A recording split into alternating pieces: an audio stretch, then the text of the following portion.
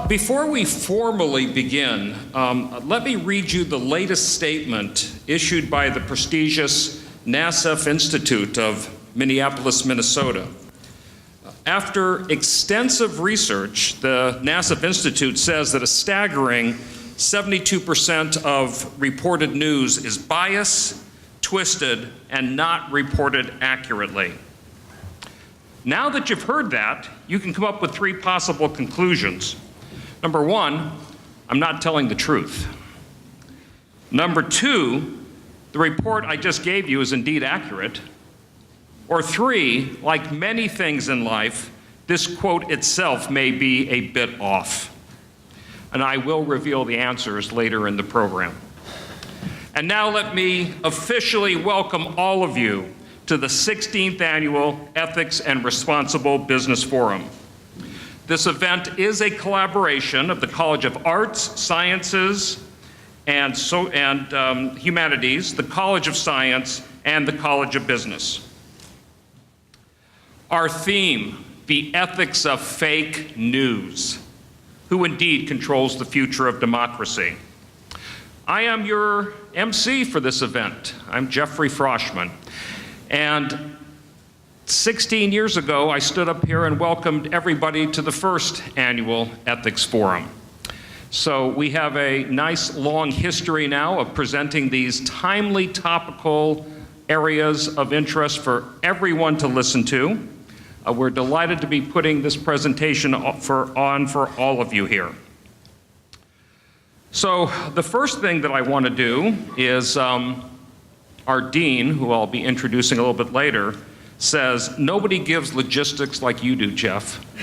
And I now would like to explain to you where the restrooms are. You go out the doors back there, turn left, and turn left again, okay? So everybody knows all about where the restrooms are. See, I still do that so well. That's my mark on this school for 22 years that I've been here. We also have a number of other items, like we say to our students in the class, please silence your cell phones, make sure those devices are silent. But we do want you to have the electronic devices turned on, because behind me we have a Twitter wall, because this is a sustainable event where we're not having paper microphones in the middle for people to come up with. All of you can Twitter your questions, tweet your questions to the panelists, and they'll be relayed to them. So as the presentation is going forward, please, please, please get your questions on the program. Yep, there it is up there. So all is well, all is fine. All right, now with that, I would like to, all the fun things I get to do is thank all of you for being here. Community members that are here, we have esteemed faculty members that are here, and we have wonderful staff that is here as well.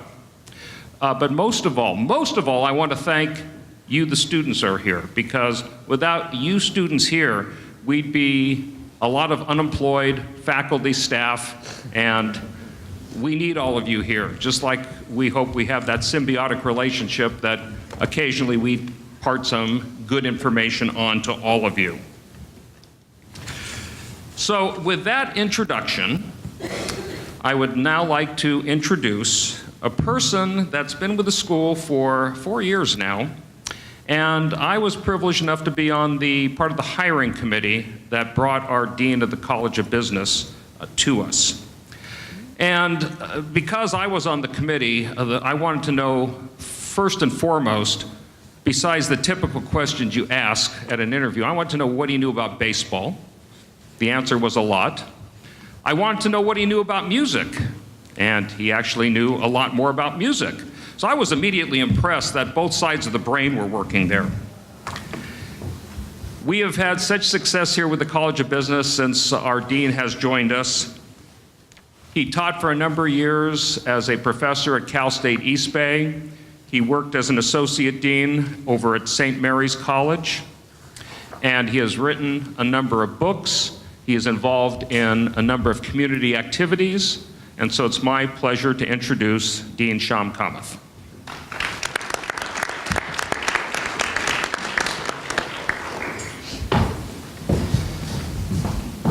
Well, I've got to get both sides of my brain working. Thanks, Jeff. I want to welcome you to this 16th annual forum. We call it the Ethics and Responsible Business Forum, and it's a collaboration between the College of Science, the College of Arts, Humanities, and Social Science, and the College of Business, reflecting our heritage of multidisciplinarity. So this is a well-attended and popular event, and we try to bring topics that are very relevant and pivotal for shaping how we think about the society we live in. So our hope is that today you'll be intellectually as excited and educated about the topic that has become so important after the last election, or even preceding the last election. Now, the group here, the speakers and the panelists will be illuminating both sides of the topic, and that's how we organize this, so that you'll get your critical thinking faculties, as well as your ability to discern the false from the truth, from the true, while you understand the two sides of this. So I want to emphasize that why we call this the Responsible Forum is because of the mission of the College of Business. We see our mission as one of tempering the pursuit of profit with people, ethics, equity, and planetary considerations. And that's what the College of Science and the College of Arts, Humanities, and Social Science have a similar mission of educating people in an integrated manner. So that's why you're here today, and I want to make a pitch for that, because that's what makes CSUMB different. And I want to thank the students who will take this opportunity to continue to build on that. Now, I want to thank I get to thank everyone right at the beginning, because this takes a lot of effort to put together a forum like this. I want to, of course, thank the two keynote speakers for being here. Thank you very much, Mark and Renee, for taking the time to come down to, it is beautiful, Monterey. So I couldn't have said that 2 hours ago, but thank you for coming down. Our sponsors, associated students, our panelists, most of all, who have come here again to make this debate, enliven this debate by asking questions and providing their perspective. I want to thank the moderator, Eric Cushman, for the publisher of the Monterey County Weekly, for putting together most of the panel, and thank you for having them come. David Greene from the Electronic Frontier Foundation, Sarah Rubin from the Monterey County Weekly. And Sarah, thank you for stepping in at the last moment when one of our panelists had to leave on an emergency. And one of our own, Professor Mridula Mascarenhas, who teaches communication ethics, very relevant to today. I also want to thank my two fellow deans, Dean Eileen Feynman and Dean Andrew Lawson, of the College of Arts, Humanities, and College of Science, respectively, and most of all, the organizing committee, consisting of Dr. Kevin Cahill from the College of Science, Dr. Linda McDonald Glenn from the College of Science, who couldn't be here. She had another engagement. Of course, Dr. Mridula Mascarenhas from the College of Arts, Humanities, and Drs. John Avella, Angeline Nariswari, and Shwadeen Sharma, and our chair, Dr. Mary Lou Shockley, for having organized this forum. And last but not least, two of our staff, Maliha Arshad and Tasha Lindstrom, for putting this together. So without further ado, I'll hand it back to Jeff so that he can introduce our provost and then get the program started. Jeff?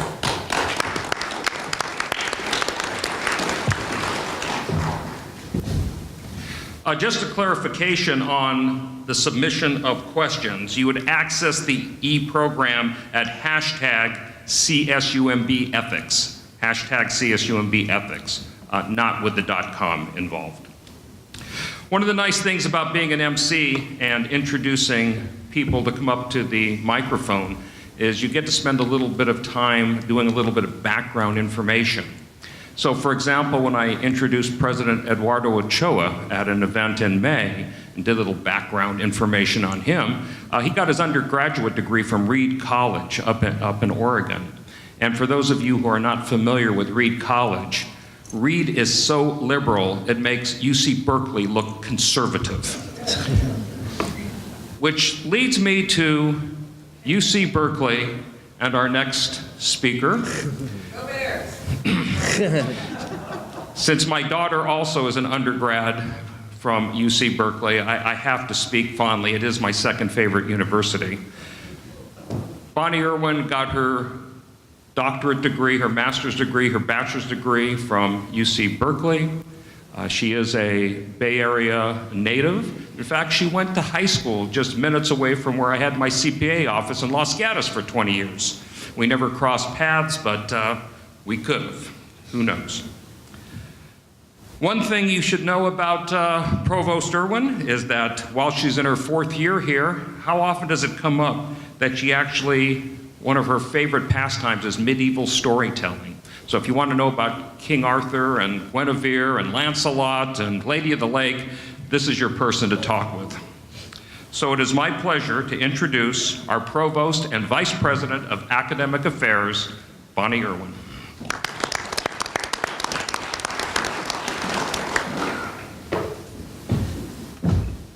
Slight correction there, ask me anything about Scheherazade, but nothing about King Arthur. So on behalf of President Ochoa and the CSUMB community, I welcome you to the 2018 Ethics and Responsible Business Forum. Once again, the Planning Committee has brought a topic that is both important and timely to our attention today. And I want to thank all of our esteemed guests, as well as our moderator and respondents for the event and the Planning Committee, as Dean Cometh told you all the names, and let me add my thanks to the group. I spend a fair amount of time on social media, and while I'm aware of the filter bubble in which I operate, it's all too easy for even the most educated of us to fall into a trap of accepting as truth anything we agree with and doubting the veracity of anything we disagree with. And it's far too easy to blame the tools, the internet, social media, or the messenger, the media, politicians. As we listen to our speakers today, I encourage all of us, especially the students in the room, to reflect on our personal responsibility to be a discerning consumer of information. At CSUMB, we take pride on helping our students really hone their skills in information literacy as one of our core competencies that each of our graduates will take out into the world with them. So as you think while you're listening today, reflect on a few questions for me. How do you think about messages that you hear, how they're constructed, and how do you find out if they're credible or not? How do you determine what you will believe? Where do your beliefs come from? Do you forward posts from others on social media without first checking the validity and credibility of that post? Many of us do. Do you try to speak and write clearly and with precision? And I'm sure we're going to see some examples of that today, the importance of being precise and accurate in your language. So after today, I hope that the students in the audience will take what you've learned this afternoon back into your classes, into what you write, into what you say, and into how you question your own assumptions about what is true and what is factual. And in a welcome address, I don't have time to talk about the difference between truth and fact, but that may come up today as well. And I hope that the faculty here will continue to uphold the high standards we have for information literacy. As the subtitle of this event implies, the very success of our democracy lies in part on how well we communicate with each other and how strongly we hold each other to this standard of clear and truthful and accurate and precise communication. We all have room to learn about fake news, the forces behind it, and the effects of it. And I hope you are all looking forward to the conversation this afternoon as much as I am. Thank you and welcome.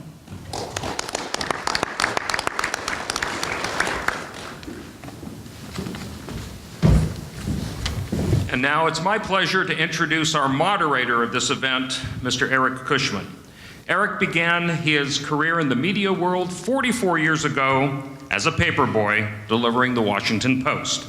From that humble yet lovable beginning, he is now the publisher of the Monterey County Weekly. Eric has a degree in political science from the University of Montana. After his graduation, he was a founding partner and publisher of the Missoula Independent. After that paper was sold, he moved to another weekly paper in Colorado Springs, then moved to California in 1999, joining his present company's predecessor, the Coast Weekly. Like virtually all entrepreneurs of energy and vitality, Eric is active in his community. He has served on local boards and, like a dear friend of mine, has coached soccer. He currently is a member of the executive committee of the California News Publishers Association and is the chair of the Monterey County Workforce Development Board. Married to Kristen Cushman, they have 2 daughters and live in Pacific Grove. Please welcome our moderator, Mr. Eric Cushman.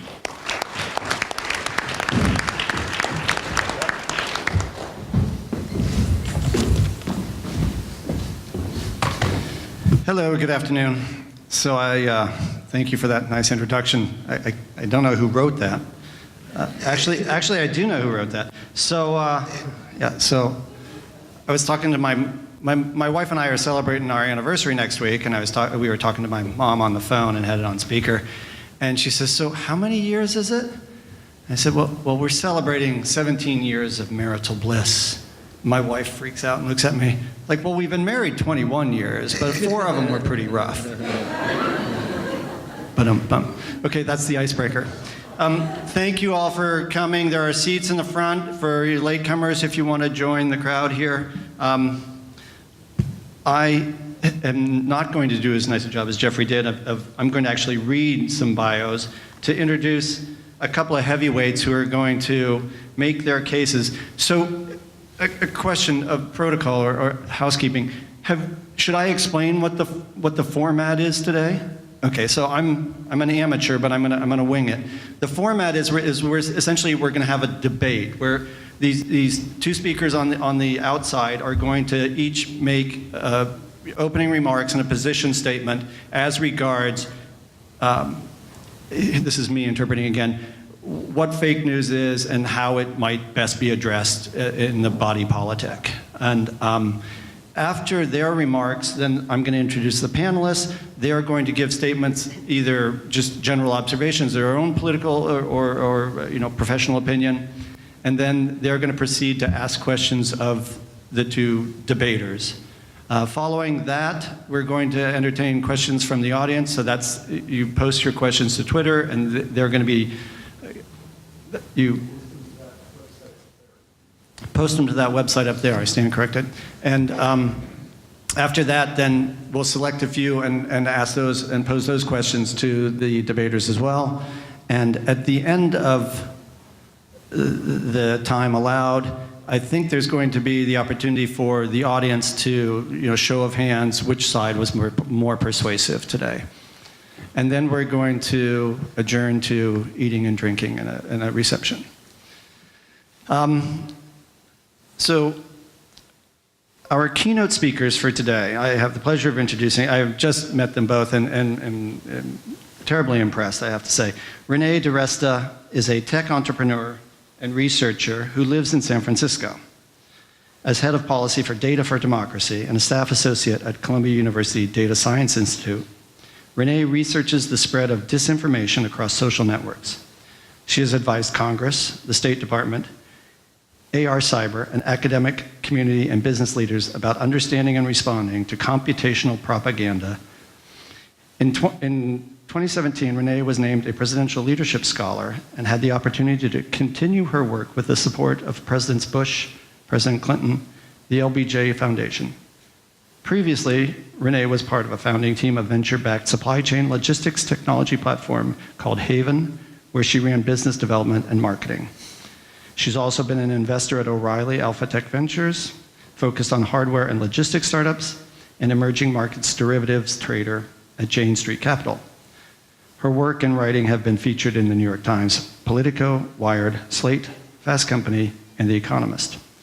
She's the author of the O'Reilly book, The Hardware Startup, Building Your Product, Business, and Brand.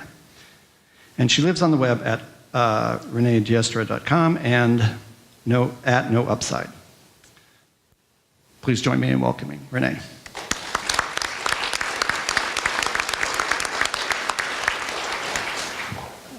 And on my right is Professor Mark Scarberry. He joins us from Pepperdine University School of Law. His education consists of having studied at Caltech and then transferring to Occidental College to get a degree in English literature. He then attended the UCLA School of Law, where he graduated first in his class. After practicing law with Jones Day, Scarberry joined the Pepperdine Law faculty. His focus is on constitutional law and bankruptcy law, particularly Chapter 11 business reorganizations. He has served as the chair of the Constitutional Law section of the American Association of Law Schools, as the co-chair of the Law and Religion section, and as a member of the first executive committee of the recently formed Election Law section. For 6 years, Scarberry was a moderator, or chair, of the Presbyterian Church USA's Advisory Committee on Litigation, which advises the denominational leadership on issues involving the U.S. Constitution and on amicus briefs that may be filed in the Supreme Court. He was deeply involved in the 2000 election dispute, helping to develop the theory embraced by 3 of the justices in their Bush v. Gore concurring opinion. He testified before the Senate Judiciary Committee, before the House Judiciary Committee, as it was considering whether to propose a school prayer amendment. Scarberry currently moderates the Con Law Prof listserv, which has over 500 members, including prominent professors of constitutional law. And he notes that most of whom are harder to herd than cats. Thank you for coming to Monterey. And they arm wrestled before while we were having coffee, and Renee is going to go first. Is this on? Can you guys hear me okay? There we go. All right. Hi, so I was actually asked to begin by explaining mimetic warfare, so my 12 minutes is going to be split between going into what this problem is and then my thoughts on the First Amendment implications of managing it. So we're going to go fast, given that, and I recognize the irony of explaining memes to a bunch of people like younger than me, but just to dive right in, I think the interesting thing that I want to kind of go into is actually how we think about memes much more conceptually. So the word meme was coined by Richard Dawkins in 1976. It's a very old concept. And it's an idea, behavior, or style that spreads from person to person. He viewed this almost as an evolution, a way of kind of a thought gene, and something that was going to spread through communities and become embedded in the culture. So we think about memes most often in terms of catchphrases, maybe frog pictures and things like that. But ultimately, it is kind of a more conceptual thing about how messages are spread from person to person and brought into a permanent position in the culture. So person-to-person transmission, social virality tools enable memes to spread more easily than ever now in the current kind of social network ecosystem. I think one thing to just touch on very briefly, in case there was any doubt, do memes matter? The answer is yes, because they are excellent avenues for communicating an idea in an unpolished and unscripted way. This means that the Defense Department, the Pentagon, DARPA, governments all over the world actually do pay attention to cultural images and things that are transmitting ideas through their population. And that's because memes can be used to build up or break down cultural institutions, popular figures, and societal norms. That's in part because they solidify cultural bonds. They are ways that we think about in-groups. You maybe see your friends tweeting the same type of meme or taking a meme and evolving on it. These are the kinds of things that really create in-groups and subsets within culture. They're really easy to make. Oops, I'm sorry, I forgot that I've got 2 subsequent decks here. That was what I just said, and here we are with my meme gen. It's really easy to make them. One of the things that I want to touch on briefly here is this was an official release of Putin at one of his dachas. Official press releases and official images tell you a lot about how a leader wants to be seen. An entity, a leader, a person in power, they're always trying to build up a brand, and they have the apparatus of the state behind them to push a message. Memes often take those kind of official images and then turn them into objects of ridicule. This is sort of a guerrilla tactic for eroding sorry if you can't read this. This is an ISIS meme. It says, when U.S. troops face Dala, and then this is at first I was like, that's a picture of American servicemen with, kind of guns blazing, and then the subsequent image is coffins. So ISIS was one of the first kind of asymmetric warfare groups to really take meme culture and make it a recruiting tool. They were one of the first entities that we saw kind of take this idea of taking an image and in turn using it to create a brand, to build a perception of themselves on social media in a way that had really never been seen before. Now, it's not enough to simply create the memes and create the content, you have to disseminate it. So whenever we as researchers are thinking about mimetic warfare, we're looking at what is the content, who are the voices disseminating it, and what are the means of transmission. The means of transmission have fundamentally changed in the era of social networks, and that's because there are no gatekeepers anymore, so really anything goes, and as long as you have a critical mass pushing an idea forward, that idea can gain widespread adoption and traction. And research has consistently shown that repeated exposure to visuals and messages legitimizes them. So this is an example. You saw the official Putin before, the image of the strongman at the dacha. This is actually an image of, these are Russian people protesting a law that Russia passed outlawing homosexuality. This is an image of Putin made to look like a gay clown. The state banned this image. There are other instances that have happened recently. China, the image of the leader is Winnie the Pooh. That's been banned. So you can actually tell a lot about how a regime kind of sees itself largely in the memes that come out against it and then what winds up banned. So since I have to move fast through this, these are some of the examples of the Russian propaganda, the Russian memes that were put out masquerading as Americans on social networks. So this is Hillary fighting Jesus, and this is a pretty common meme. This one in this particular case is a kind of, it's a then I'm an X, if I think this, then I'm a that. So a lot of the times the beauty of memes is that people have recognized them, and I'm going to go through a couple of the others as we talk, and you'll definitely have seen them before. Ultimately, I think one way to think about this is trolling is the social media equivalent of guerrilla warfare. Memes are its currency of propaganda. So when we're measuring mimetic warfare, we think about mimetic metrics. So we look at propagation, persistence, and impact. So there are actually people who study this stuff. Propagation is how far does it get, in what mechanism is it moving through a network. Persistence is how long does it stay, do you remember it? You've probably seen some of the ones, the Nyan cat, probably show of hands, I imagine most of you have seen the Nyan cat at some point. Impact, what is how convincing is it, how much does it change culture? So as we get into the kind of why does this matter from a free speech standpoint, fake news is tied to mimetic warfare. Since I was kind of asked to explain mimetic warfare before going into the fake news piece. So mimetics are kind of right now the imagery and the videos and the kind of snippets that are incredibly hard to track because they are images and snippets. Fake news and the more written long-form stuff is actually a little bit easier to track the spread of because of the way that social networks and news media track consumption of content. But what we find consistently is that fake news reaches far more people, it spreads faster, and it reaches up to 100 times farther than the truth. So we're always looking at the kind of breadth of spread, how many people is it reaching, and then the depth of spread, how far within an individual's network is it going. So how many people does it touch, and then how many people within their own network do they kind of push it down to.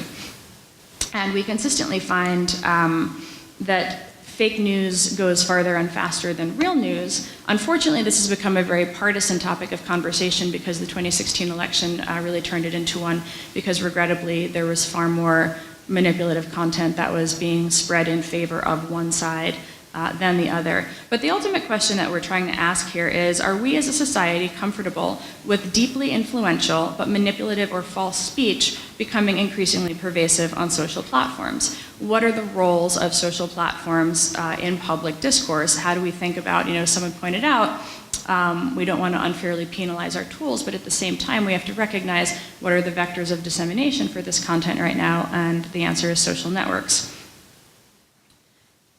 So the number one thing that we hear is, well, there's always been fake news and there's always been propaganda, and that's absolutely true, but it hasn't traditionally been served up by recommendation engines and deliberate paid targeting that ensure that it's really delivered exactly to the people who are potentially most vulnerable to the message. So when you looked at the Russia content, we saw Russia made a series of about 147 pages, of which 6 are public now, really targeting particular subgroups, people who were interested in Texas secession, people who were interested in secured borders, people who were interested in, actually they made a pro-LGBT page and targeted at anti-LGBT people, largely to generate fighting. They had real-world events where they pushed fake narratives that actually got people to protest in favor of Muslim rights at the same time as an anti-Muslim group of Texas secessionists. They had them physically show up in the real world at the same place to create a riot. So this is the sort of thing where where fake news doesn't remain in the realm of the internet. It's not just some cat pictures. It's actually things that have a very material impact. And so these are inauthentic voices that are pushing a narrative to people who are most likely to be receptive to it on our social platforms. So there has, I'm not standing up here arguing that media has been neutral, because it hasn't, but there was, to some extent at least, a sense of fact-checking. Right now, there is nobody who is actually responsible for this. The social platforms don't want to be. The government keeps saying that it can't work with the social platforms effectively. So we're in a situation where things keep getting worse and worse, and no one is coming.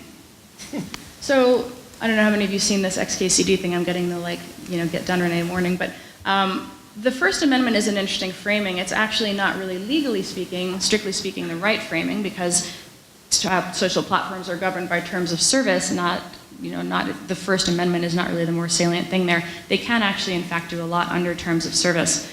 What is interesting about this is that we have a situation where if we believe social networks are the new public square, then we should actually be putting some of the onus on them to deal with this.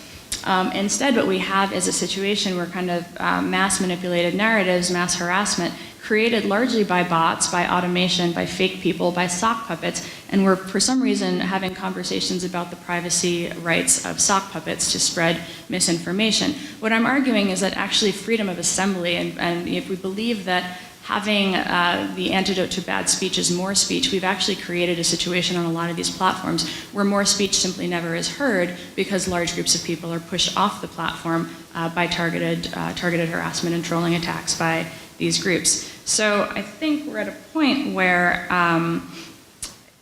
algorithmically manufactured consensus and artificially amplified narratives have effectively eliminated our old ways of thinking about one person, one voice. And if we do want to return to a conceptual framework where we're thinking about things in terms of free speech for people or the right of each person to say their thing, we can't simultaneously hold that notion and believe that social platforms should be indemnified from dealing with this. I think the problem a lot of the time is you do not actually have a right to amplification.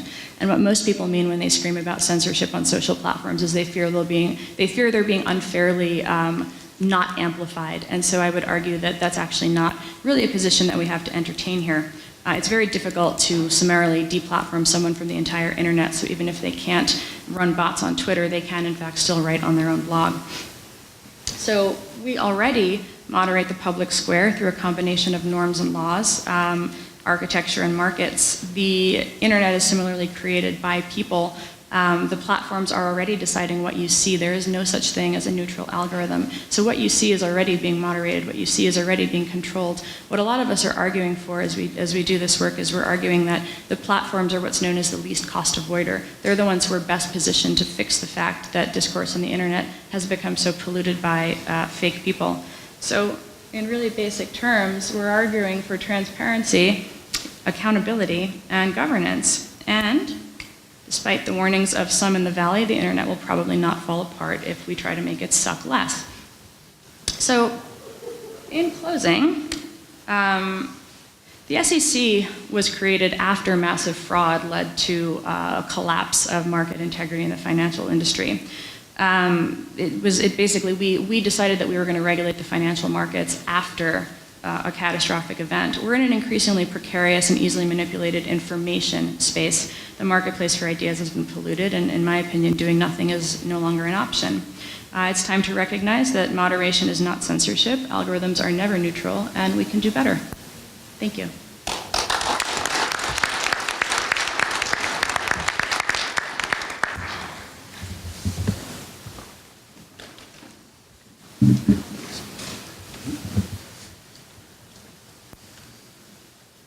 Very good, thank you. All right. My thanks to Dean Kamath and the other wonderful people here at the university for their kind invitation. I can't cover everything on my slides. You can find them on the website. Now, here is a framework for considering social media regulation. Is it wise? Is it constitutional?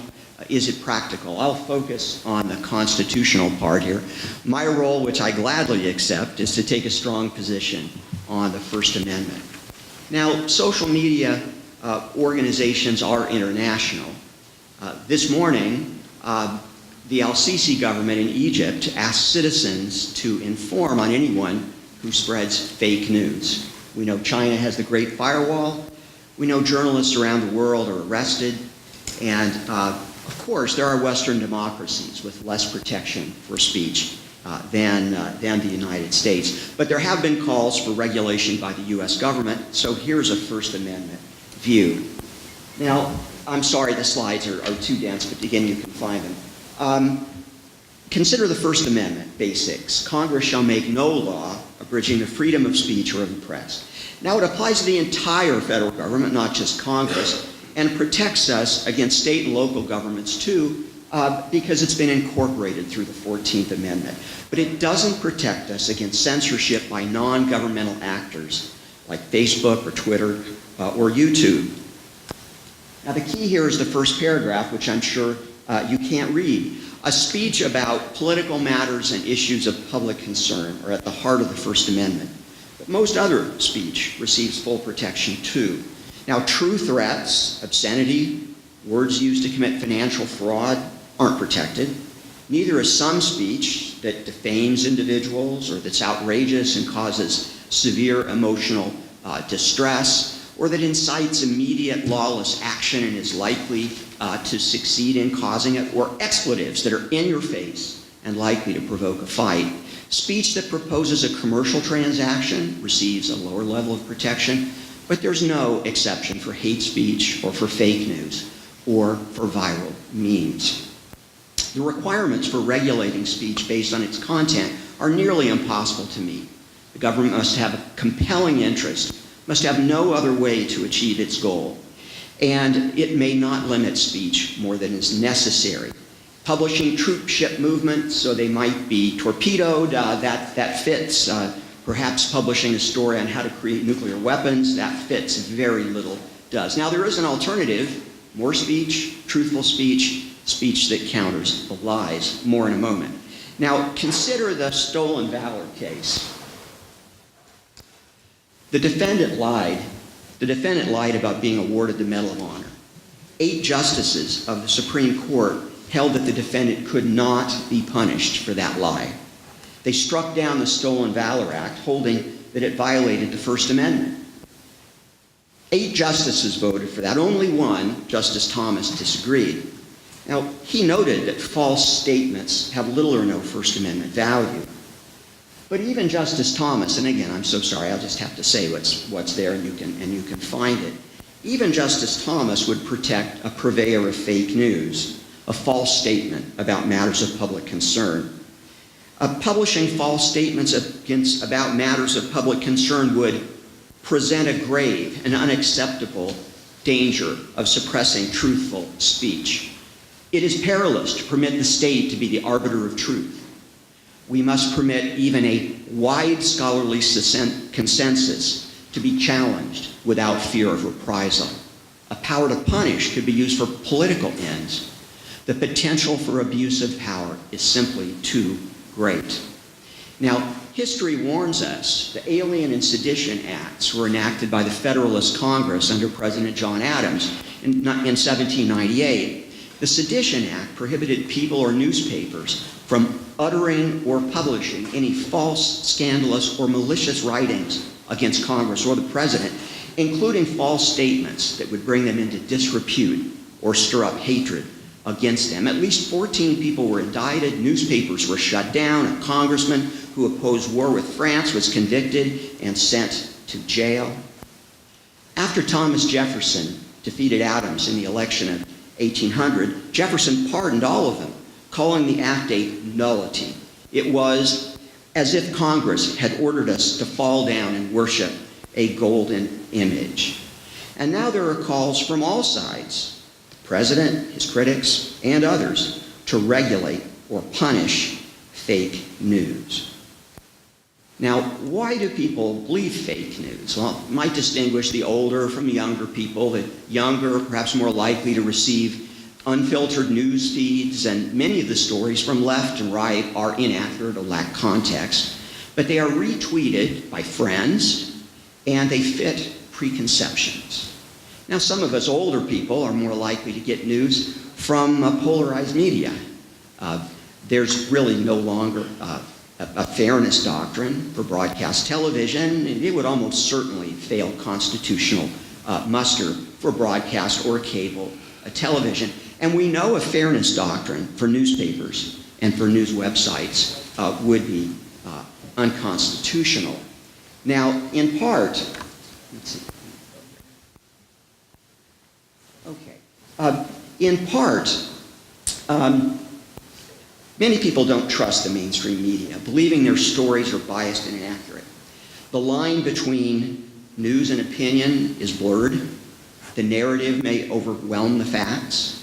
According to Rasmussen, 2/3 of Americans believe reporters will help the candidate they want to win. Only 20% think reporters will be unbiased. An NPR PBS poll taken in January found that 2/3 of Americans have little or no confidence in news media.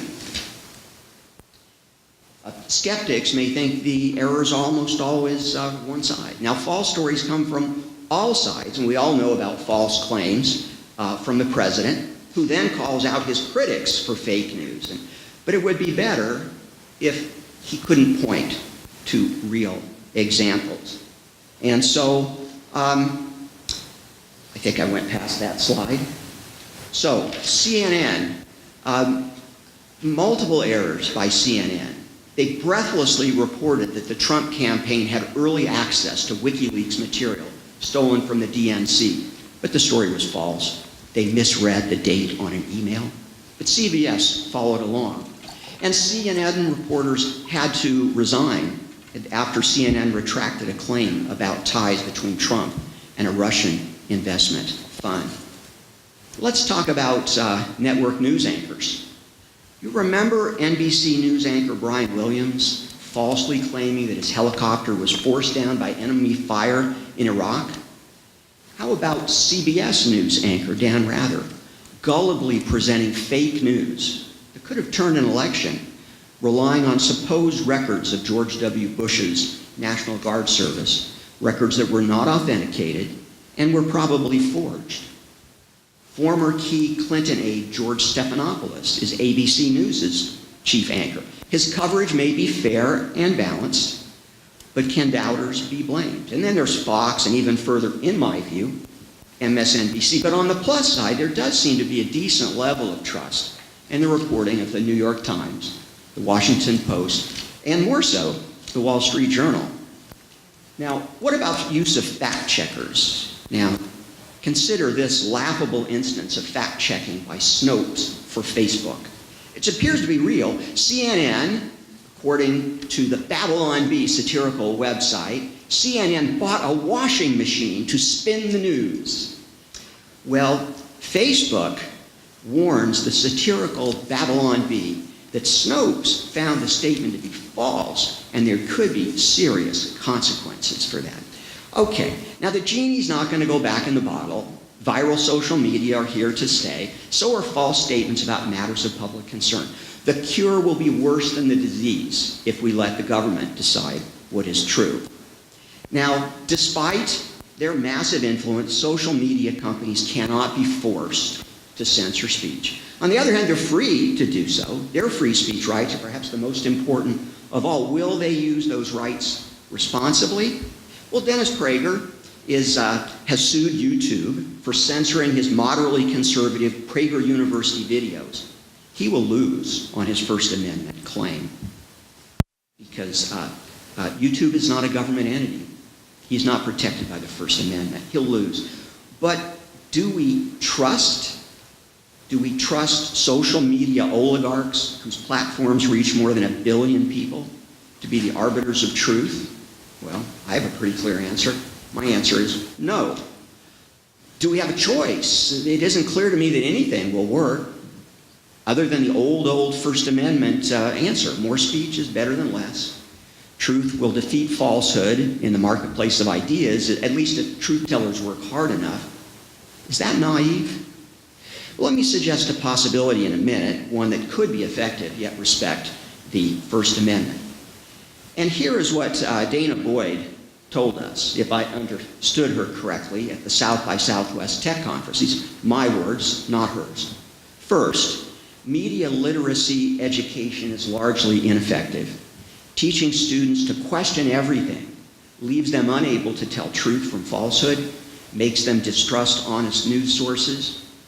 Media literacy, she says, media literacy education is weaponized when calls for a review of many sources and a high level of distrust creates a foothold for propagandists and for conspiracy theorists. So, second, censorship backfires, she says. An example of British censorship of a Russia Today propaganda campaign. Censorship just brought attention to it and a degree of credibility. Why is the government worried about RT just raising questions and asking people to be more informed on matters like whether NATO soldiers are terrorists or whether climate change is real? Third, young people and other creators of fake news are so good at using and creating social media and at slipping through all but the most draconian regulatory schemes. The regulations will be ineffective. Viral media, memes, and fake news will find a way. Now, a modest suggestion, and maybe completely unrealistic. Could we build social media groups made up of people with different views? Groups that then perhaps could be trusted by the people who currently are often fooled by fake news because of a diverse group of people being brought together who want to serve this function. They could thrash out issues and discuss the facts as a group, with others being willing to watch and to send in questions that might be moderated, and separate groups covering different topics. Is it possible to build trust? Well, I don't know, but it might be worth trying. Thank you very much.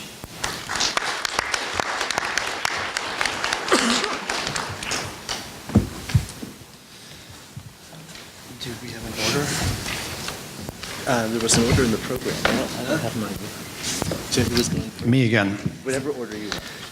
All right, I'm going to introduce the panelists who will then give brief remarks, and then we'll flow to questions. So on my immediate left, or to my immediate left, is David Greene. David comes to us from San Francisco, where he is Senior Staff Attorney and Civil Liberties Director at the Electronic Frontier Foundation. He has significant experience in litigating First Amendment issues in state and federal trial and appellate courts, and is one of the country's leading advocates for and commentators on freedom of expression in the arts. David was a founding member with David Sobel and Shari Steele of the Internet Free Expression Alliance, and currently serves on the Northern California Society for Professional Journalists Freedom of Information Committee. He also serves on the steering committee for the Free Expression Network and the governing committee of the American Bar Association Forum on Communications Law. In addition, he's on advisory boards for several arts and free speech organizations across the country. David is also an adjunct professor at the University of San Francisco School of Law, where he teaches classes in First Amendment and media law, and an instructor in the journalism department at San Francisco State University. David's work has been recognized by California Lawyer Magazine as a 2013 California Lawyer Attorney of the Year, and by SBJ Northern California as the recipient of its 2007 James Madison Freedom of Information Award for Legal Counsel. He was also awarded the Honorable Ira A. Brown Adjunct Faculty Award by the USF Law School in 2012. Thank you for coming.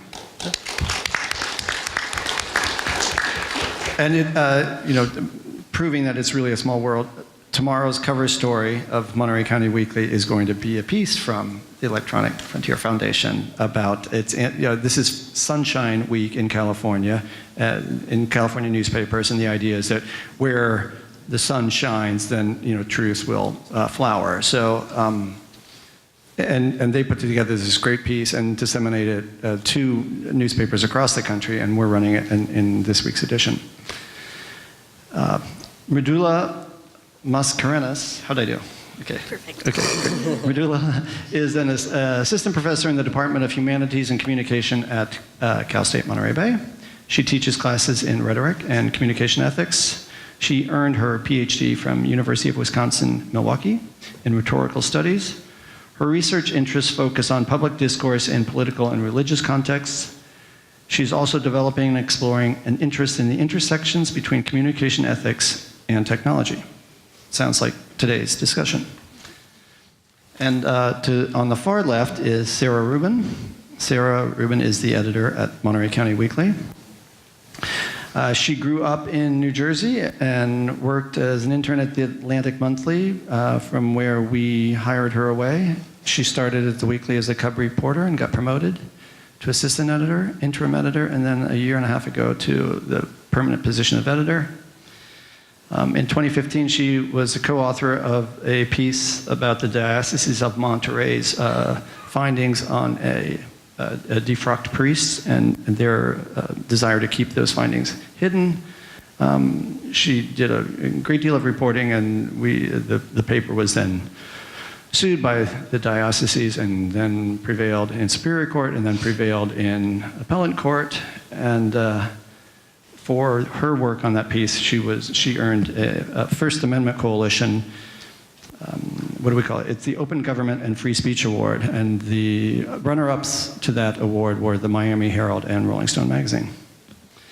Sarah is a bulldog reporter, those are my words, and she's developing into a terrific leader of a very talented staff. And I was informed this week that in the April edition of Editor and Publisher, so that's coming out next week, that Editor and Publisher is essentially the trade industry journal for our industry. Sarah is going to be recognized as one of the 25 under 35 professionals in journalism. So I'm happy to have her on my team, and I ask you to make her feel welcome here as well.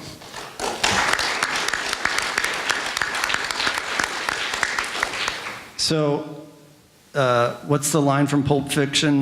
Look at the brain on Brad. So we've had some pretty high-level presentations here, and I think we're going to explore into the context and probably the politics of the two positions as we move into the question phase.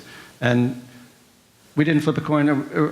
How about we just go through from my left to right? Does that sound all right? David, are you prepared for a question? Sure, yeah, I can go first. Yeah. Okay. Okay, thank you all for having me. I think I have 4 minutes to give you my views. So I hesitated when I received the invitation to come because I had promised myself that I wouldn't do a discussion that used the term fake news because I don't like the term. I think it means 1,000 different things to 1,000 different people. And so I always find it useful to frame it. And I am concerned a little bit in our debate we have here that we're talking about different things when we use the term. To me, fake news can mean at least 3 vastly different things. One is that it can mean mistakes. It can mean mistakes that are made by journalists And as someone who has taught journalism for like 18 years now, I would say that we have not yet perfected elimination of mistakes. And it will never happen because journalists are human beings and they do a really excellent job, but sometimes even the most excellent journalists will make mistakes. And I think to cast mistakes that are made, even if you think they were really bad ones that shouldn't have been made as fake news, I really think is a disservice to a debate that deals with other things as well. The second thing is it could be as parody, sites like The Onion or The Daily Current, things that are intentionally designed that are not intended for anyone to believe them to be true. Right? It's purely for humor purposes or for political commentary, but no one intends for anyone to believe them to be true. And then the last thing is what we might have before just called propaganda, but the idea that it's an intentional falsity that is presented as truth and presented as truth in a way that looks like it's news reporting. And to me, that is what can be called fake news as well. And to me, that's actually what originally was called fake news before the term was then used to also encapsulate mistakes, or even just not even reporting that was mistaken, but even like opinion journalism with which someone disagreed. And I really think that for a productive debate, we need to decide what we're talking about. And I would propose that we're actually talking about the last one. About propaganda, intentionally stories that are presented as true, but are presented as being true news, presented as being news reporting, but are actually completely and intentionally false. And so I think that's an important thing to keep in mind. And I'm a First Amendment lawyer, I'm a free speech lawyer, I tend to First Amendment absolutism, and I agree with everything Mark has said about the First Amendment, including that the platforms have First Amendment rights to curate and decide what content they want, which does give them the First Amendment right to moderate content. And as from what I understand, Renee is a call for content moderation, whether that's by government regulation or by social pressure or settings of norms. And I just want to say, and I agree that there's a great role for social media platforms to moderate content, but I want to say that so far what we've seen is that they're really awful at it. And part of that is the scale, is because it's really, really hard to moderate content at the scale of which they are required to right now, but that's the scale of their own making. And so I would say that what I always like to try and do is give some principles for what would be when we want to evaluate whether content moderation is working and whether it's good, is what should we look for. And we derive these principles actually from international human rights standards. So these principles are not divorced from the law, but I don't want to see them as being actually legal requirements on the platform. And some of these I think are things that Renee touched on, but one of the ideas is transparency, is the idea that you know what their standards are, whether that's through their terms of service, that their agreement they have with their users or otherwise, is that you know why they're making the decisions that they're making. The second thing would be a consistency in application, and that when they are making these decisions, they're making them consistently, and it doesn't seem to be upon like either an individual whim or just some way where it seems to be subject to vast discrimination. And then the last thing would be to look for some elements of due process. The idea that decisions are being made, that when people's content is removed, they're informed that their content is going to be removed, they're given explanation why it's going to be removed, and they're given the opportunity to appeal, to say that my information should not be removed. And so it's something that almost sort of resembles a judicial process, though I don't actually want a judge involved. I just want there to be some system set within the platforms where that those who are whose content is removed or limited or restricted in any way have the ability to contest that decision. I'll stop there. Thank you to our brilliant speakers, and of course also David for your insights. I respond from the position of a communications scholar, particularly one interested in the ethical burdens that impinge upon our communication habits and choices. While Renee mentioned that disinformation is not a new phenomenon, its current virality and therefore its virulence are, plunging us into a post-truth knowledge context. Mark mentioned at the conclusion of his presentation that he wasn't quite sure if we could save trust. And I'm trying to say that here's why we should be thinking about that question.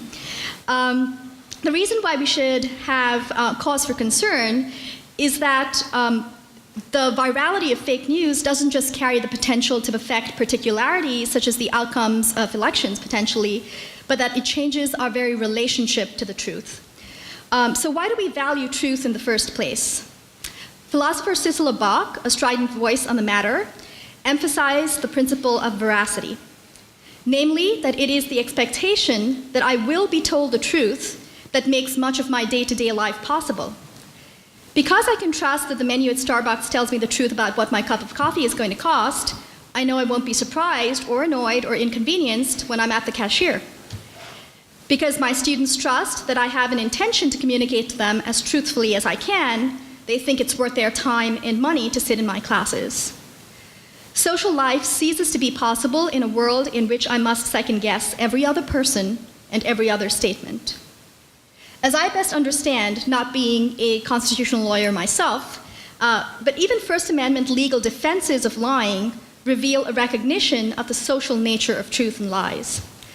For example, such defenses have affirmed that if a person intends to tell the truth and mistakenly makes a false statement that is proven false later, then that speech is protected by the law.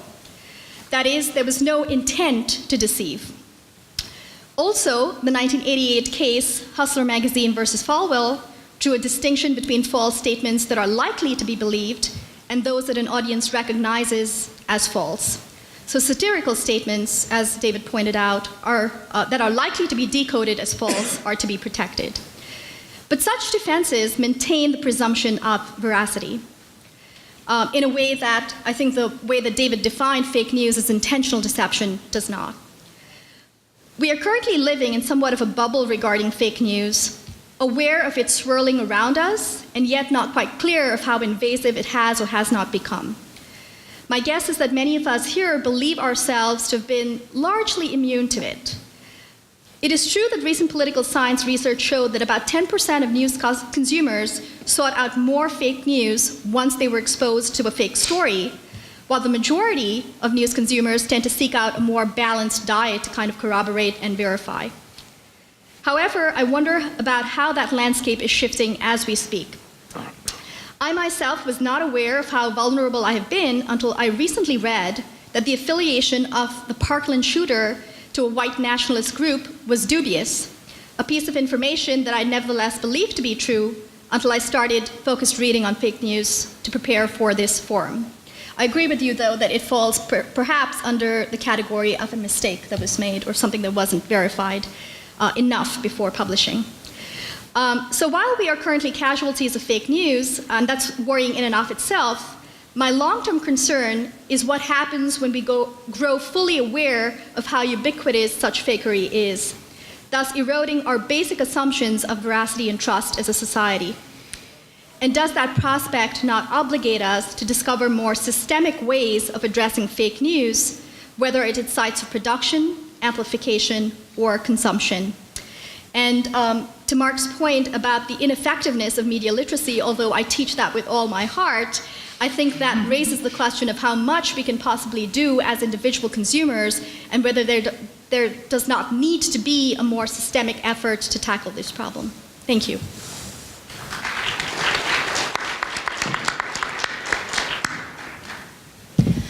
Thanks for having me here today. I'm delighted to talk about this topic and with these esteemed speakers. And what I think that I can offer is perhaps a little bit of insight into what we as a newspaper do on two ends of this process when it comes to vetting what is true. And it fundamentally comes back to this question of trust. And what I would say is, read our newspaper. You live in this community. We're a local paper covering things that I believe are important to the people in this room. And if you disagree with that, write me a letter and I will read it and we can talk about it. I'm a real person, and we can have a dialogue. It's not a bot generating some kind of made-up content. We are humans who live here too, who are deciding what to cover and not to cover, which to me is part of the virtue of a local news organization and paying attention to local news. So that's a little bit of me sharing the drink the Kool-Aid for local news mission with all of you.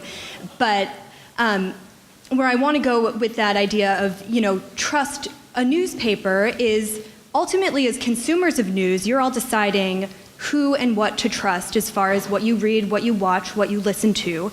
And there is, on the front end, for us, at least at the Monterey County Weekly, a certain set of standards when it comes to deciding what to cover, how to cover it, who to quote.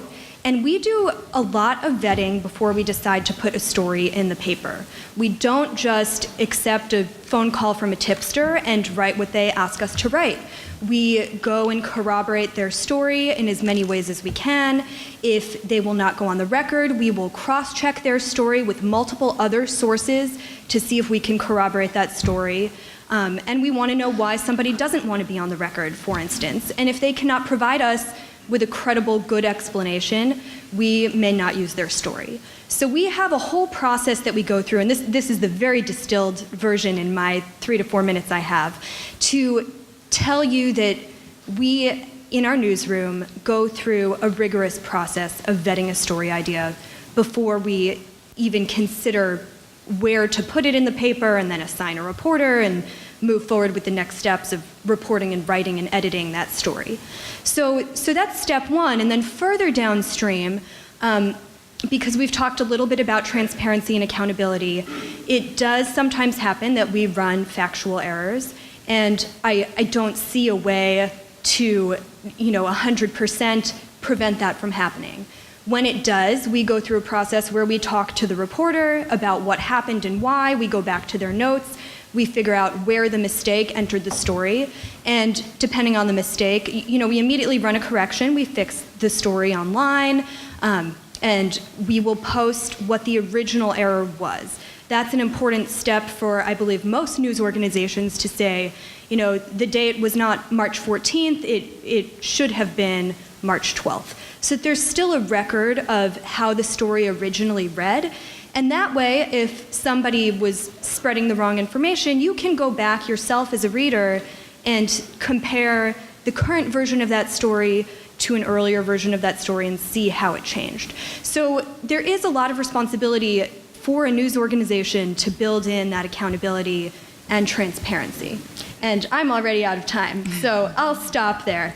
But just, I'll add one more quick thing, which is we also do moderate, we're not Facebook, but we do moderate comments on our own website, and we don't approve every comment. We do limit some spam and some hate speech and attacks on other people on our platform, and when we do delete comments, we post an explanation of why, and that's part of that transparency on that end of our product too. So. Thank you. All right, David, do you want to go with the first question? Sure. And am I asking? I think it's open season. Okay.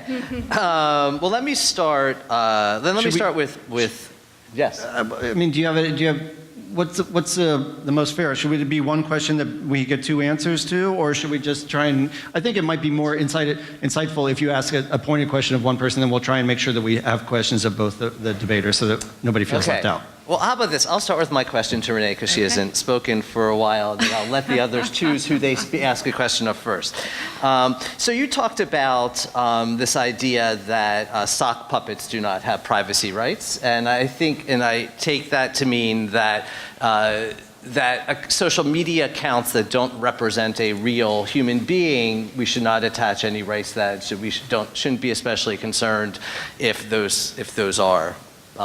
their speech is taken down or their content is moderated in some way. But it becomes much more difficult when a sock puppet, as it were, actually does represent some group of people, maybe not an individual, but a group of people. And it actually becomes very difficult when we look to the burdens we'll place on on people who do not have the luxury of identifying themselves, being able to identify themselves on social media, if we're going to insist that social media companies have verification procedures. And so, Facebook serves a far different, this doesn't sound like a question, I'm starting to lecture, isn't it? Okay, I'll get to a question. Facebook serves a far different function outside the US than it does in the US. It's in many places internationally the main point of political activism and dissent for people otherwise don't have the ability to publish.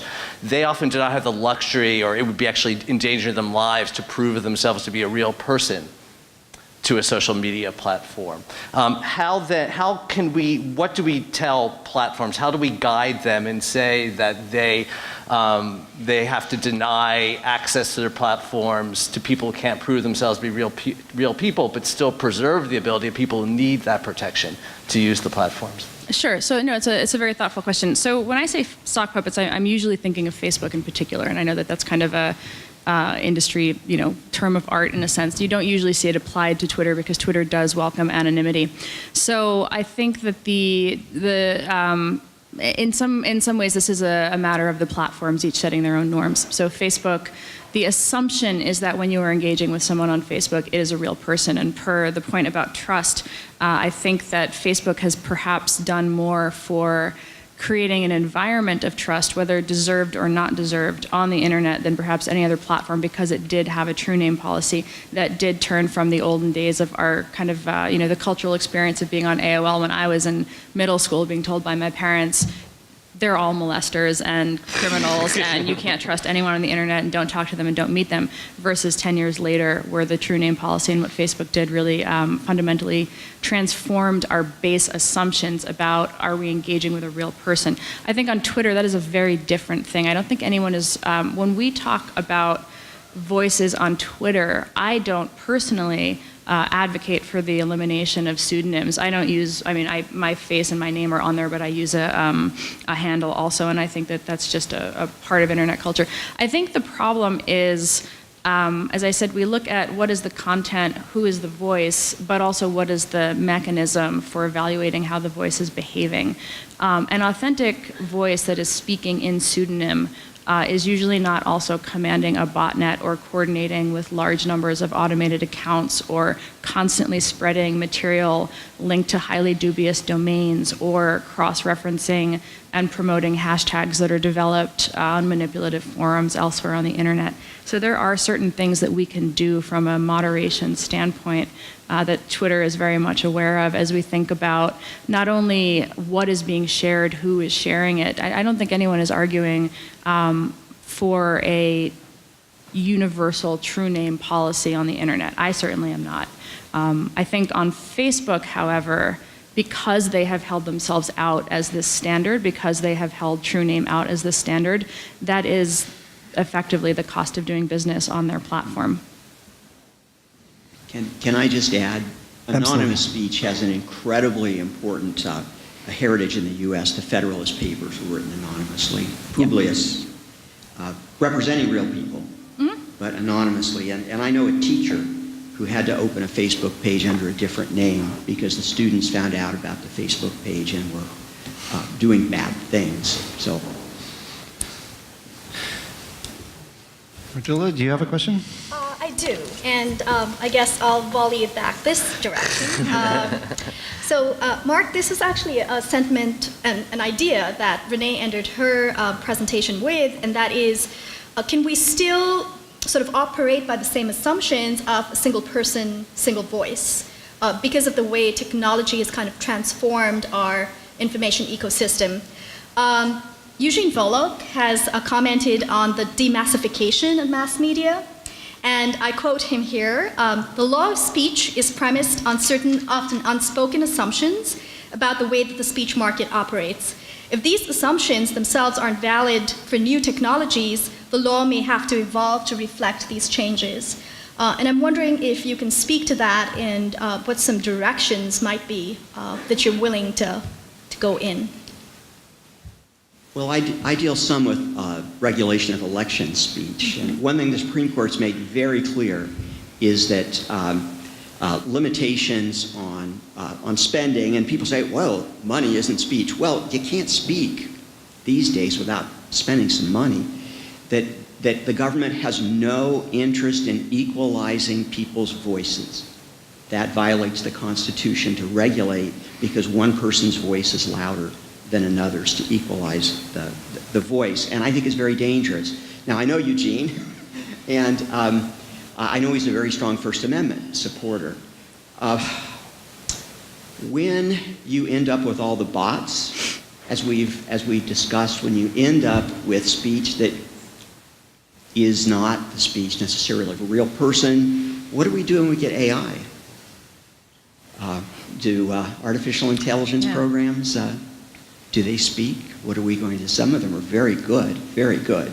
But when I ask Siri if she loves me, she doesn't have a good answer. So I don't know. The speech market is definitely different. But it was not. I mean, if at the founding, you had lots of people putting out pamphlets. And as Eugene Bollock does point out, freedom of the press does not mean freedom of the institutional press. It means the freedom to use technological means to communicate. And so people who go to a printer and have some flyers printed up and handed out, free speech, freedom of the press, very similar, very similar.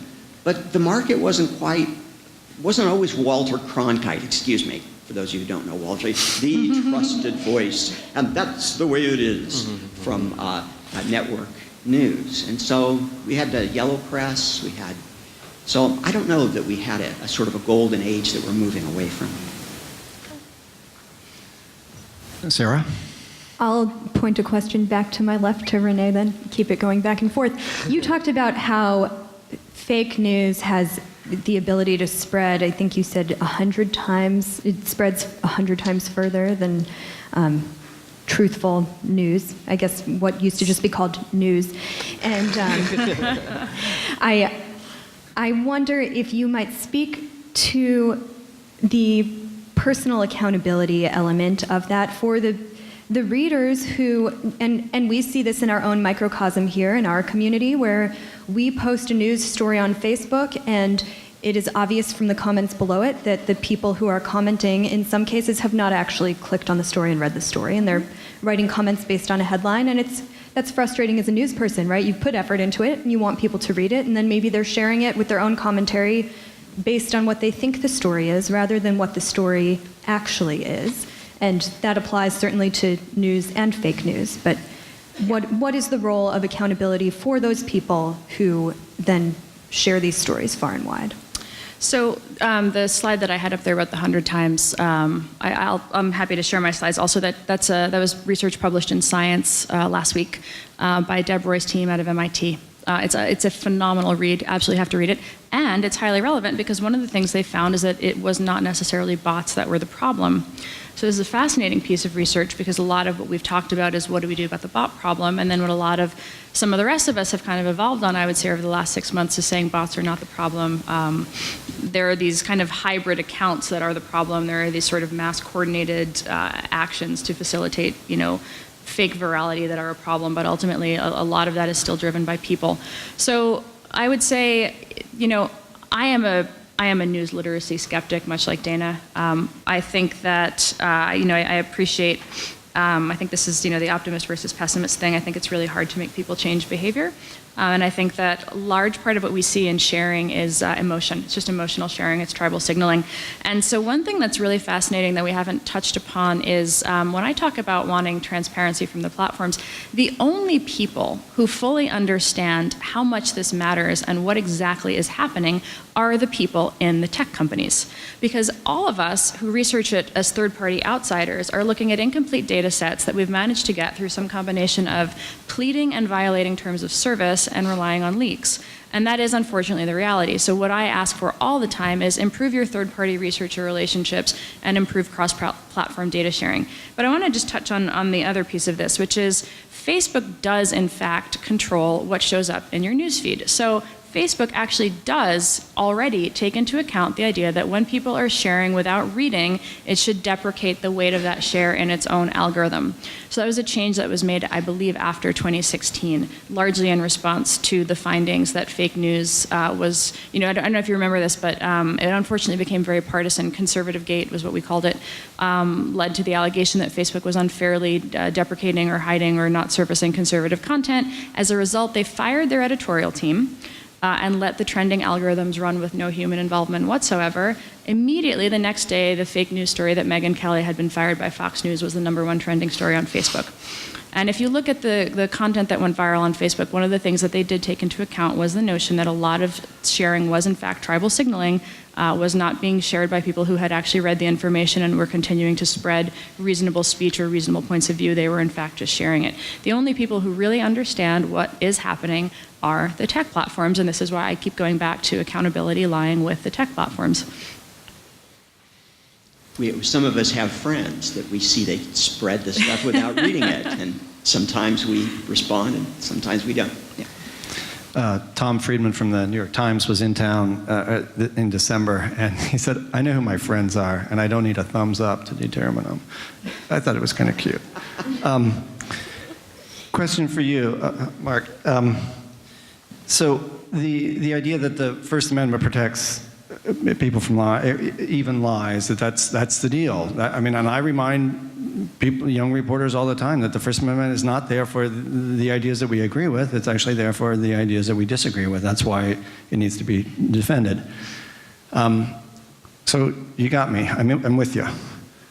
Today's debate has a title of The Ethics of Fake News. So if we step away from the constitutional element and talk about, I'm going to make an assumption that we would agree that people lying and intentionally lying and then intentionally buying paid posts and supporting it and having bot traffic promote things that are intentionally deceptive and, for whatever reason, that's just not good for societies. Except in very extraordinary circumstances. Okay. So what do you got for a solution of how we might, as a community, confront and have a greater trust in information that we're receiving, either traditional media, media that's artificial intelligence, or social media? I don't know that I have an answer. Part of my answer is journalists need to be more careful so they don't squander the trust that they have. And some of the mistakes I talked about, they weren't fake news, they were mistakes. Some of the mistakes were really big mistakes, like Dan Rather's. And stealing Valor is a big mistake, obviously. Isn't that that lie? It's just a lie. That's not a mistake, but it wasn't a reporter. So, what can we do? I think my hope was perhaps we could form groups. There's a movement now to get people to sit down with others who disagree with them greatly and learn how to have civil conversations. There's a movement toward doing that. Well, maybe that could be on the internet as well, with groups who come together, relatively small groups, who agree that they will work to provide the truth as best we can figure it. That can sometimes be very difficult, even if we disagree on facts. Point out, well, we think this is true, you think that's true, we're both in good faith, and talk about the consequences of that. And maybe you could develop groups like that. I don't know, could they earn trust? I don't know.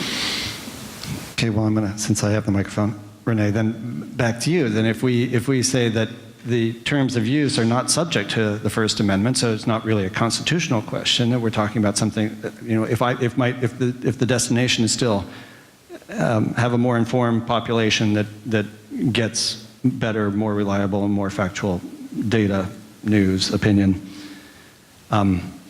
So do you think that short of regulation, there's any mechanism available to companies to institute some sort of system, that can help solve the problem without regulation?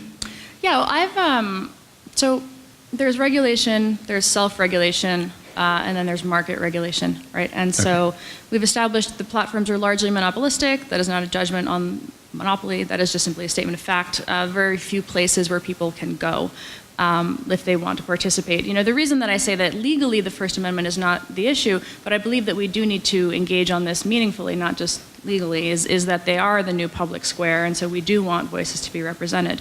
I think that one of the, you know, we've seen different platforms handled in different ways. Per the point about shared community. Community moderation appears to work remarkably well. We see it on Reddit, we see it on Wikipedia, right? So there are frameworks by which community moderators have made a material dent. That does largely come after a bit of a crisis period where the platforms step in, and if you recall in the instance of Reddit, shut down massive quantities of hateful forums, creepy forums, upskirt picture forums, which then migrated onto a new platform called Vote. So there is in fact a place on the internet for everybody. There is 4chan, you know. You have options, so you have not been summarily silenced if one platform decides that they're not going to, host your point of view.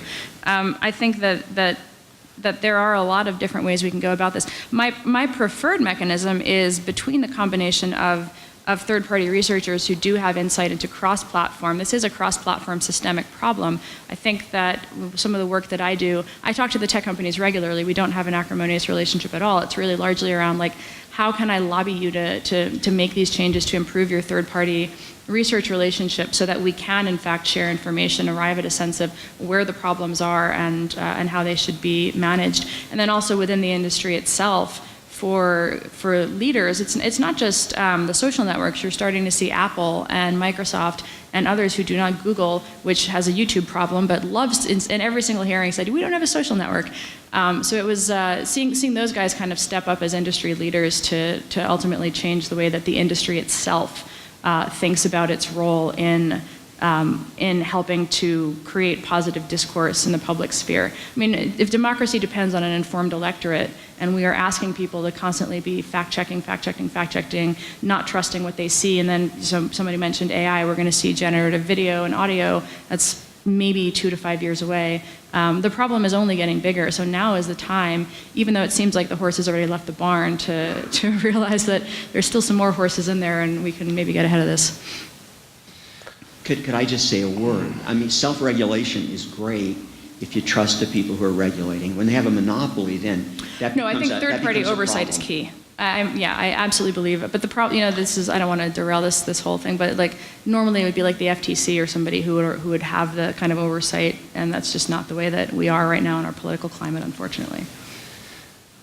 All right, I'm going to move to the questions from the audience, and then. Do we not get to ask our questions?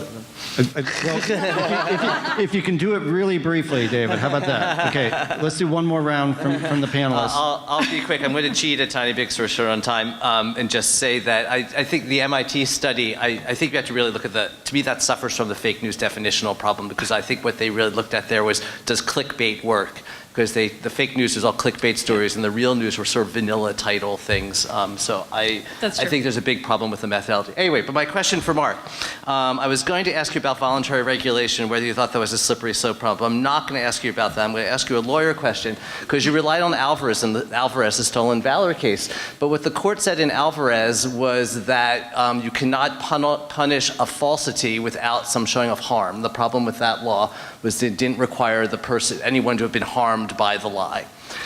So a point could be made, I'm simplifying for the sake of time, but a point could be made that there's a demonstrable harm to people here, that people's are being disenfranchised from democracy. So how would what's the legal response to that argument?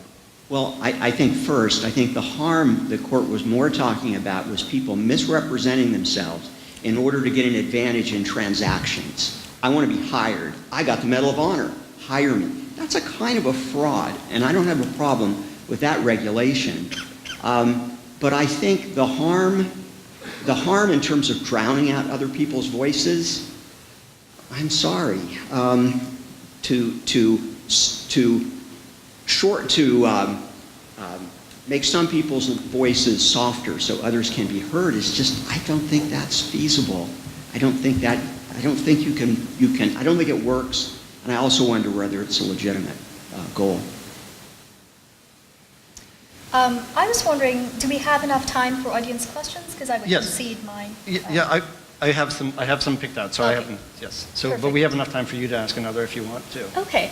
I was wondering, when we talk about constitutional law, my assumption is that it kind of applies, you're sort of guaranteed by where you are to be protected by that law. And so it raises the question of international players and their role and what obligation we have to protect speech coming from outside of the country's borders.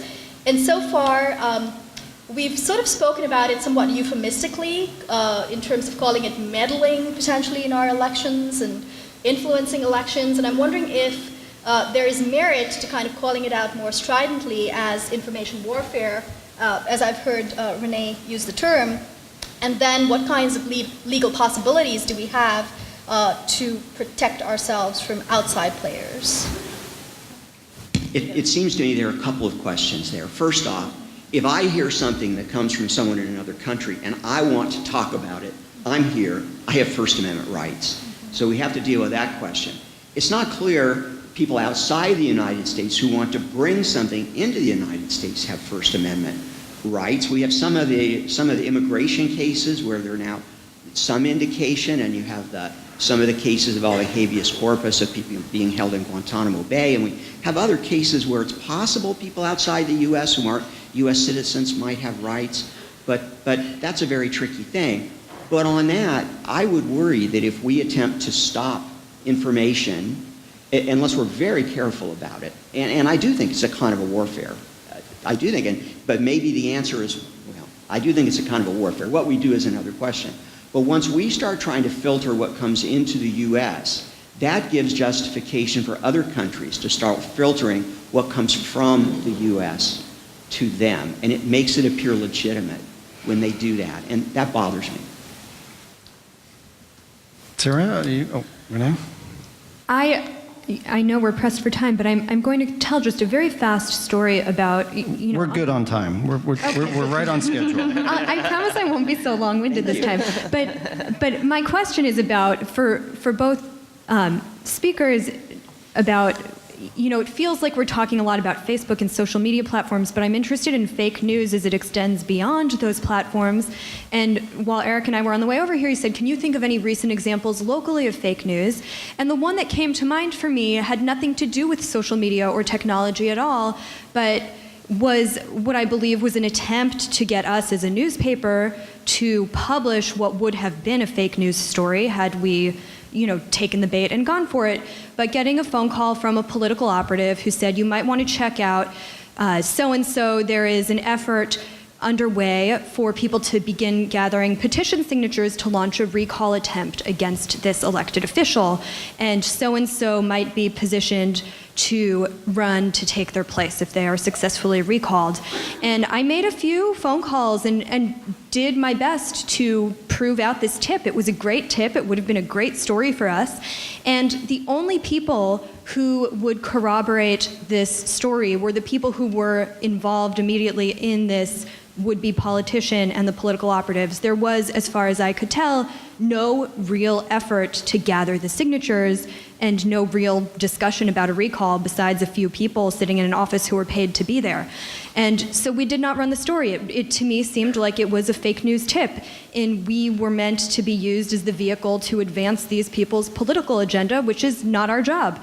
So it wasn't a story for us, and that feels maybe like the old-fashioned way, and I wonder if you could each talk about, wasn't there fake news before Facebook, and what are the controls in place that we have for that, and might we be able to use that as a template for the technological space we're talking about now?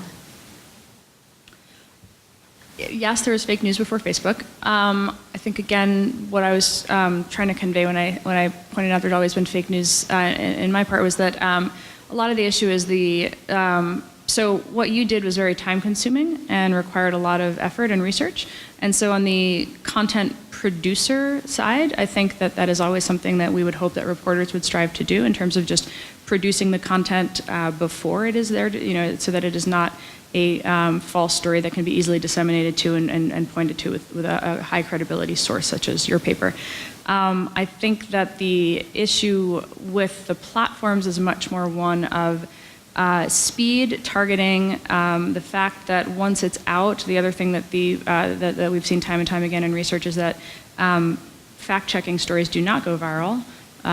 The corrections do not go viral. The information, once it's in somebody's head, even if a subsequent story is written up about, for example, you may recall there was a study saying that chocolate was good for you. This was a troll. This was a troll in the verb sense, not in the noun sense, who wrote this paper saying that chocolate was good for you because he wanted to see actually how many journals would pick it up credulously and run with it, and the answer was most. And then that after it was published, that then the news media, in fact, took it, ran with it again with even more clickbaity headlines, and this made it all over social networks. You can, by the way, for anybody interested, there's a little thing you can download called CrowdTangle. It's a little browser plugin. Highly recommend you get it because it's fascinating a lot of the time.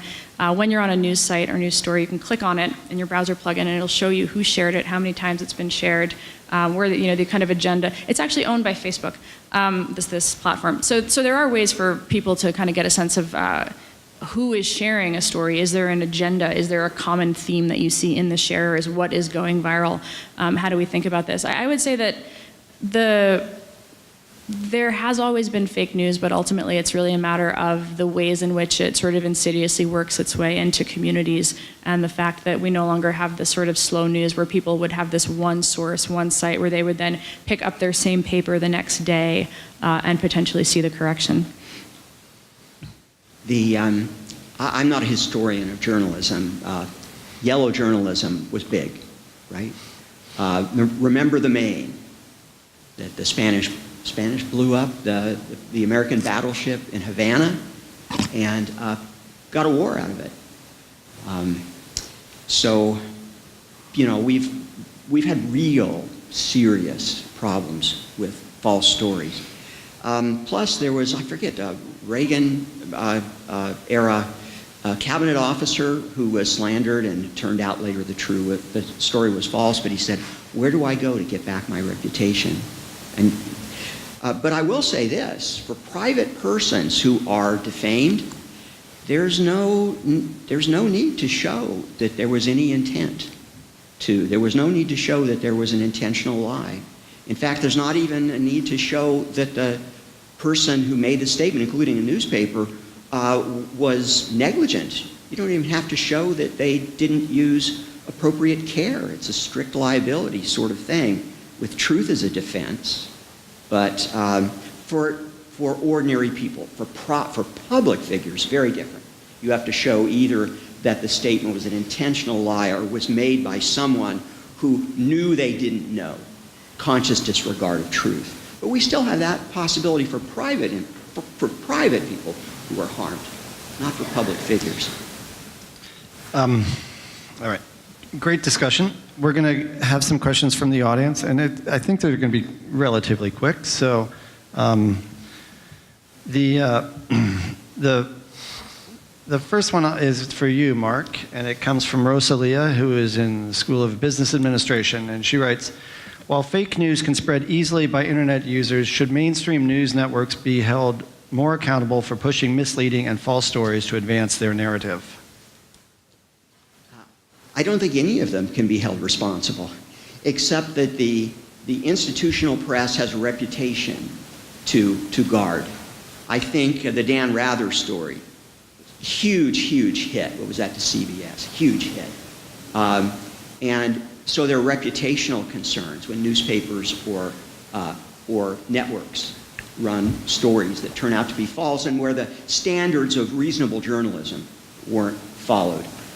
For individuals, but I just don't think government regulation is appropriate in either case. Okay, thank you. For you, Renee, from Hansen in the School of Computing and Design, is spotting fake news something that should be brought into the education of today's kids? So this goes to your if you're a skeptic of everything. So I think it's certainly useful. I think that so one of the challenges that we have as researchers who look at fake news is that it's not always immediately obvious, even for somebody who does this professionally, what accounts are fake. And so a lot of the time that's because we don't have a complete picture, we don't have the metadata, we can't see where they're coming from. We have a rough sense on Twitter of how often they're posting, but on Facebook we can't see how often they're posting at all. So you have to do a whole lot more digging. I think I think instilling a sense of healthy skepticism is important. I think there are people who have written specifically about Twitter. There's a number of these how to spot a bot guidelines. But ultimately, I think my skepticism comes from the fact that it's just such a difficult thing to do at scale. Yeah. Can I ask if you what you think of Dana Boyd and her tremendous skepticism of media literacy education? I know Dana. sorry, You're going to the final Jeopardy. You're stealing my thunder here. The last part of the thing I wanted to ask if you had a question of each other, so we'll go to that now. We'll interrupt and then come back to the audience questions in a second. But because she talks about Dana Boyd, weaponized media literacy education that, as I said, it can leave people adrift, and then they can become victims. Conspiracy theories. Yes, and her talk at South by actually prominently featured the story of that young man in Georgia, I believe it was, the church shooter, the one who talked about being radicalized online at a point in his life when he was vulnerable, and he started just asking questions in response to things that he saw online, and wound up doing a whole lot of Googling and finding white supremacist communities, and then deciding that he was going to go kind of full force into that community. And so one of the things that I have spoken with Dana and with data and society researchers about in general is the problem of this type of environment, actually holding media literacy aside, just the fact that people are so easily radicalized online, and the similarities that we see between the kind of patterns and frameworks that ICE has put into play and how they're actually largely similar to conspiracy theory communities and to others. And so it was really more of a problem of the internet as a system, and the vehicles, by the pattern by which you can push people down rabbit holes is largely, in fact, unfortunately standardized today. I think that Dana and Data and Society do exceptional work. I don't necessarily agree with them on all of it, but I think that ultimately they are out there also asking for greater accountability and greater involvement from the tech platforms on doing some of the kind of counter-radicalization issues. One of the things we haven't really talked about is there's moderation, and there's actively removing content, and then they're simply not amplifying content. And this was what I was trying to get at. I had to talk really fast, but the piece about you don't have a right to amplification. And what I was trying to say there is a lot of times, I ran a sock puppet that was an anti-vaccine sock puppet. And I did it because I did it because I was very interested in what that community was doing, how they were growing and spreading. And that was a Facebook account, and that account started being actively suggested groups and pages related to the Bundy Ranch and to Pizzagate. So Facebook decided that something about the behavior of this account, which literally just sat in groups and listened, it never engaged, never commented, had no friends, it's a conspiracy correlation matrix effectively, and what it's doing is you might like this, therefore you might also like this other thing. And this is where a lot of the conversations that I have with the platforms are about how can we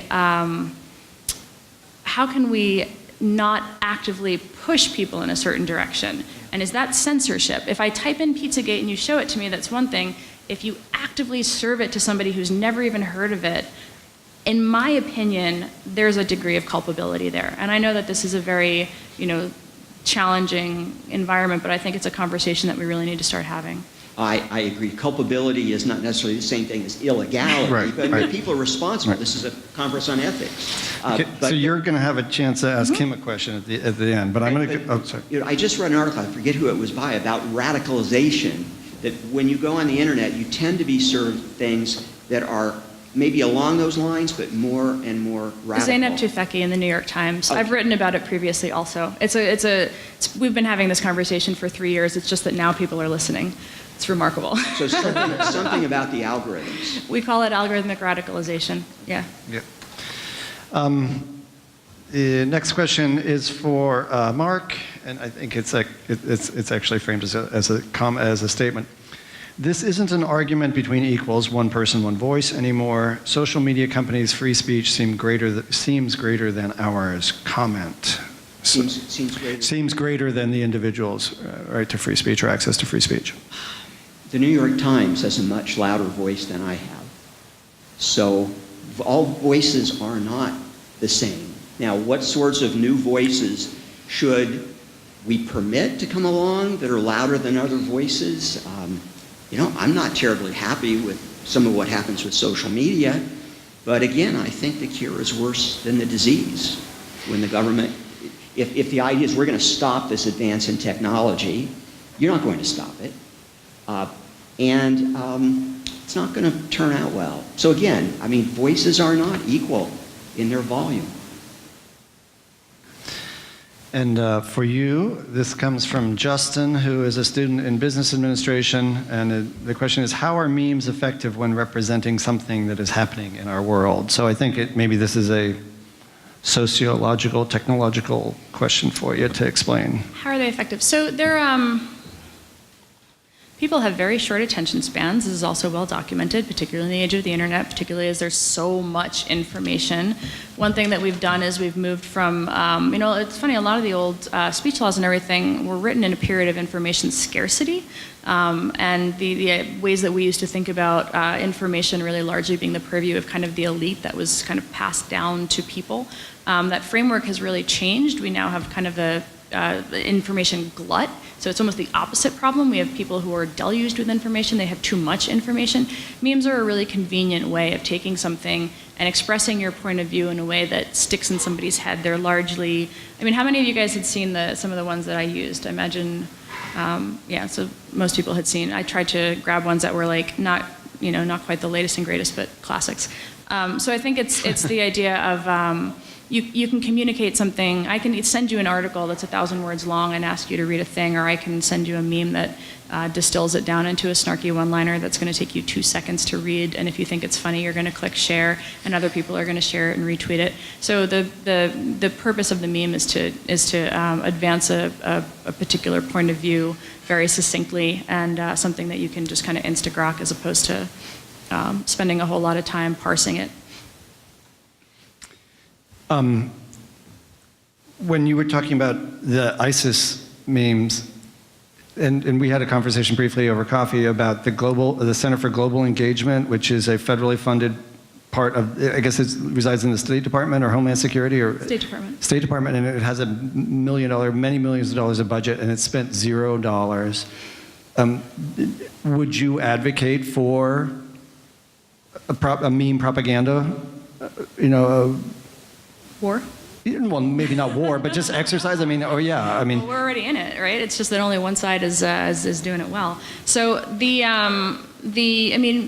I was trying to say is that with some of the examples using ISIS, I had a couple of quotes in there by actually a alt-right meme master who I wanted to kind of go into, but they were a little bit long. But it's really the idea of memes are guerrilla tactic used to erode. Ridicule is a remarkably effective tool, and it is something that is very, very difficult for U.S. government in its official capacity to do anything even close to that back. The capability is not there, and also more than that, there's no authenticity. So the U.S. government, briefly, out of the State Department, was running this very unfortunate campaign called Think Again, Turn Away, and that was their hashtag, by the way, Think Again, Turn Away. They did one on jihadi brides also, where they were trying to show how terrible conditions. It was called Welcome to ISIS Land. What I wanted to show, what I didn't have time to do a video, was ISIS propaganda versus U.S. government counter-propaganda, to give you a sense of just how different they really are. ISIS recruiting videos look like ads for video games. They're high production, they're phenomenally effective, they stick in your head, you remember them.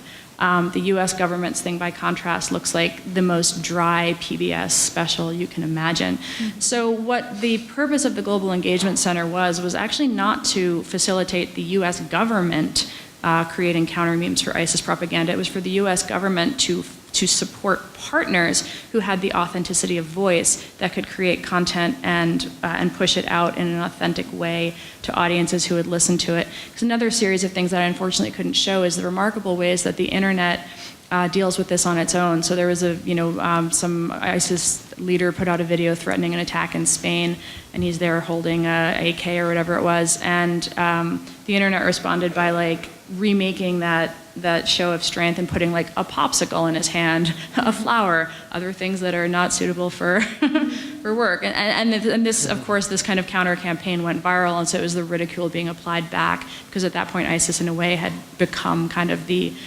establishment that the sort of counter meme warriors were fighting against. It's very interesting from a cultural standpoint. It's I think Vice has done a couple of good. Welcome to Isisland was Vice.